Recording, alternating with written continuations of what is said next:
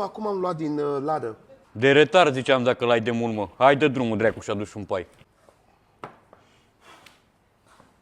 Cam așa, ochii tăi de retardat, gheată. Ce pula mea vreau, mă, la asta? De dracu vine ăsta cu paiul la, mă, mâncați. Ah.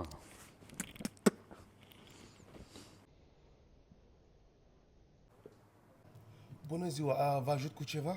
Da, sigur, am venit să ridic comanda. Am înțeles, pe ce nume? Ioana Papi.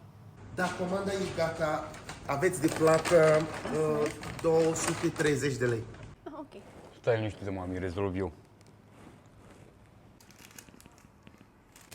Bună, ești cumva Miruna? Nu, Haha, gata, știu, ești Amalia, așa-i? nu sunt Amalia, zi-mi ce vrei. Poți să-mi dai și mie numărul tău de telefon? Numărul meu. Îmi place stilul tău. Hai, dă-mi telefonul să scriu. Da, da, da.